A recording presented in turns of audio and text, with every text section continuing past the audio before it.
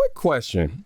Whatever happened to that black contract with America that Ice Cube was trying to get the Democrats to look at? We know he got Donald Trump to look at it when he was in office, but it's only been 3.5 years since he gave this proposal to the Democrats. What's the response? Yo, what's up? This your homie Ice Cube. Here to talk to my black folks. You know, I just want to be straight up because there's a lot of messages going out about this election. First and foremost, anybody telling you that you gotta vote, that it's your duty, that you have to exercise the right, and that people died for you to vote. For one, people did die, but nobody walked out their house to go die for you to vote. They were killed by probably some racists that don't want to see us get anything. But I'm saying that to say this. Be skeptical of anybody telling you to vote and not telling you to ask for anything, or to tell you to just vote and not to get anything for your vote. That's not how it works. That's not the process. You don't vote just to vote. You vote because you're getting something, or your community is getting something. So everybody that's telling you that, man, look at them and say, what are you getting? Because people that just want you to vote and not ask for nothing, people that's in power that want you to vote but don't want you to get anything, or not asking for you to get anything economically, they suspect. Straight up. Because a lot of people been in place for a long time and we ain't got shit. That shit gonna end. That shit gonna end. We gonna get what we supposed to get. Period. And anybody asking you not to ask, I wouldn't listen to them. Because that's the process. Every community asks for what they want. And we gonna do the same goddamn thing. In other words, we got played yet again. I mean, this continues to happen. Every 4 years, when it's time to get somebody in that office, you're going to have all these promises being made to you. You're going to have so many people, oh, we're going to do this, I'm going to do that, I'm going to do this, I'm going to do that for you. But then they get in the office and do none of that whatsoever. Now, we know that Ice Cube actually tried to meet with the Biden administration, and he was met with what seemed like an assistant telling him that, you know, take a meeting or give me your notes and I'll get them back to Biden. Whereas he met with President Trump, who was president at the time, and he actually listened to what Ice Cube had to say and gave him a listening ear and actually talked to him about how they can move it forward.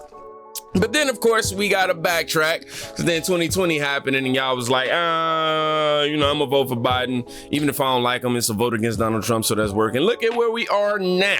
Boom. Y'all back in the action for the same Now, if you can't question your political candidate, the one that you want to see in office, if you can't question them, you know, their integrity, their morale, the history, the ideologies, if you can't question those things, why would you want to put them in those positions? And then on top of that, it's showing you what type of person they are. It definitely speaks to their character. They want to avoid these type of questions that are seemingly legitimate for the position that you're after, right? Beyond that, what I'm starting to see is this shift in the narrative that black men aren't black men because they aren't in support of Indian Kamala. Now, it's Kamala I meant to say. Indian Kamala. I messed it up again. I don't fun with the play. Anyhow, we need more black individuals just like this man right here to speak up for himself. It says Panamanian Ricky. Panamanian _ Ricky is this guy right here. But hear what he has to say, man. It's very compelling. Yeah, so I just wanted to come on here and get some shit off my chest. Because for about the past I don't know, 2 weeks maybe, I've seen a lot of black celebrities and media personalities and so-called journalists make it their business to try to shame and denigrate and shit on and insult the intelligence of black men because they don't want to vote for Kamala Harris. They are actively out here villainizing black men for not wanting to vote for Kamala Harris. And I said it before and I will say it again. They think they own us. They think they own our fucking vote. They want us to believe that we have some sort of obligation to them, that when it's right for them, we should play identity politics and vote for her because she's black. And now they're pushing the narrative that we're dumb, that we're uneducated, we're misinformed, we don't know what the fuck is going on. And the crazy thing about it is, it's the complete opposite. The people who are running away from Kamala Harris are the people who are informing themselves, who are researching, that actually know what the fuck is going on and just not letting themselves be told any goddamn thing. That's the reality of the situation. So, you know, it's astonishing to me to see it though, where you have these people, they sending out these black women and these boot-licking ass men, right? The Van Joneses, the Bakari Sellers, the Roland Martins, right? The D.L. Hugleys, even Plies, and it's a whole bunch of them who are trying to shame black men for thinking for themselves, because that's all they doing. We're thinking for ourselves. They're just like when a slave owner didn't want you to learn how to read. Because once you learn how to read, you have knowledge, and knowledge is fucking power. And that's the problem. No, watch MSNBC. Don't do no thinking. Let us tell you what to think. Huh? Don't you want to see a black woman president? Don't you want to see somebody who belonged to a sorority? Don't you want to see a black woman get sworn in by a black woman on Martin Luther King's birthday? A whole bunch of token shit that don't mean a goddamn thing. That's what they want us to vote for. Y'all out your motherfucking minds, man. I was listening to Ricky Smiley. Ricky Smiley talking about in regards to black men, they not doing the right research. What? Who the fuck you talking to, Ricky Smiley? They not doing the right research. So because we're thinking for ourselves, we're not doing the right research. We're supposed to listen to you. That's the right research. And we're going to just keep seeing more and more of this shit. Joy Reid telling black people, you're going to look weird. What the fuck? We in the 6th grade? Don't nobody give a fuck about looking weird. We worrying about the issues, the economy, our communities, our children, our futures. What the fuck you talking about looking weird? See, that's the dumb shit. See, that's for weak-minded people. And they just going to keep going, bro. All the narratives is going to keep going. Sellout, traitor, you hate black women and all that cool shit. Bakari and Van Jones up on CNN crying and boo-hooing. Don't nobody give a fuck. Too smart to fall for that shit, man. So y'all could keep rolling that shit out. We gonna keep standing 10 toes down. Out of here. Love the black man and think for himself till he wants to form his own opinion, until he stops seeing himself as a victim, and then he becomes the enemy. And I'm watching this shit happen in real time. It's happening right now. And all you got to do is keep your eyes open, pay attention, and you can see it clear as day. This shit is real. So I'm saying all that to say, if you an actor, a rapper, a comedian, or anything else, you're not going to dictate our decision by calling us names and trying to make us feel bad. Fuck you. What sucks to me is how people, I'll just keep it real, how the left encourages you to think for themselves, to think for yourself. I'm sorry, excuse me. Think for yourself, think for yourself, think for yourself. Oh, but if you're not thinking like me, then, you know, it's a problem, right? It's the contradiction right there. They really don't want you to think for yourself. They want you to think just like them. They want groupthink. And if you do not do so, you are then a victim. You are a threat. You're not a victim. You are creating victims. You are becoming a threat to them and their ideologies and their rhetoric and things of that nature. And I just don't like how they demean us for coming to the conclusions that we've come to in regards to this latest election. I mean, if you looking at the facts objectively without feelings, emotions, and, you know, identity politics in the mix, and you actually look at what's being presented, the conclusion could be pretty, you know, clear, cut, dry. But then you add skin color to those who, you know, care about that. Then it becomes even more complicated. It's like, look, man, we should not be trying to elect anybody based off of just them looking like us. You know what I mean? What they say, all kinfolk ain't kin, something like that. I don't know. Kinfolk ain't kinfolk, something like that. Y'all gonna crucify me in the comments and let me know. Yeah, man, it be your own people. And unfortunately, If you're black in America and you aren't a Democrat, and you are not even a Trump supporter, but let's say you're a moderate or you're just somebody who leans more to the right, you are seen as a threat to the agenda, man. And because of that, you're going to be demonized. You're going to be looked at as the pick-me and the racist and all this other stuff. You know what I mean? But the audacity to try to shame me because you think that I'm supposed to think a certain type of way based off of my skin color alone. That right there pisses me off because you're calling me stupid. You're quite literally calling me stupid. You're saying, hey, you don't know how to think for yourself. Your skin color think for yourself. And I ain't going for that BS.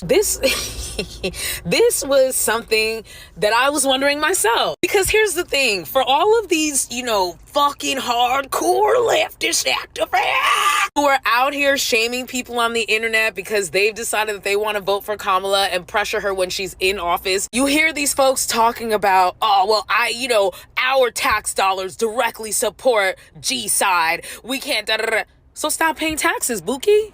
Why don't y'all just stop paying taxes? You know why you're not going to stop paying taxes? Because what happens if you stop paying taxes?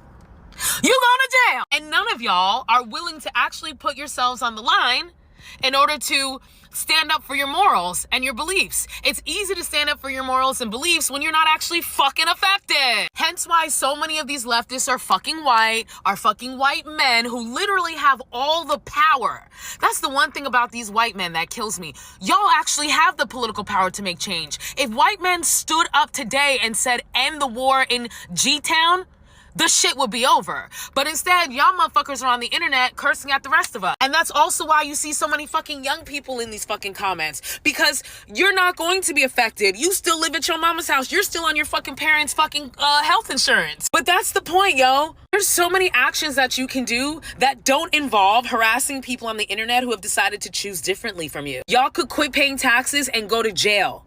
And stand 10 toes down on that decision and do a jail protest. Y'all motherfuckers could do a hunger protest. How come y'all don't do a fucking hunger protest and refuse to eat until the fucking administration agrees to your fucking term? I don't know why I'm cursing so much. I'm sorry, I'm from New Jersey. Y'all could be doing sit-ins. Y'all could be creating a tent city right on the lawn of the White House, right in front of Capitol Hill, right in front of your state capitol. But you're not. You guys are on the internet screaming at people who want the same freaking thing that you want. Performative. Look, we tired of it, y'all. We tired of the BS. We tired of the propaganda. I'm going straight to the comments for this one. They know BS and chaos when they see it. So thankful Black voices bring our party back to sanity and away from progressive leftists. Sheesh. And the response to that was the audacity to try to shame Black people. They know their own struggle, been at it since the inception of the USA, and will do what they need to do to make it better. You have to put your life vest on, first before you can save anyone else. That's the truth right there. And then there's so many other videos of Black women, specifically I'm seeing one Black man here who have similar context to what we just seen in the last video. The last guy had the most powerful video, but completely agree with everyone's messages. The reason why he said the last guy is because that last video that I just showed you was attached to 4 other threads. And I will be making another video with those. But anyhow, finishing it off, people have been acting like hooligans when I say, quote, yes, I am going to drop the single issue of genocide and use my vote to ensure we still have the same rights to help and support others, end quote. Read a few more, then we're gonna wrap this up. How dare you tell Black people who had to fight and die to secure the right not to vote? Yeah, man, I don't think that it's appropriate to try to tell somebody not to vote. But yeah, I think I'm gonna stop reading these comments because some of them are starting to go out of the context in which we just, watch together. But I'll say this: I'm voting for Kamala Harris. Psych.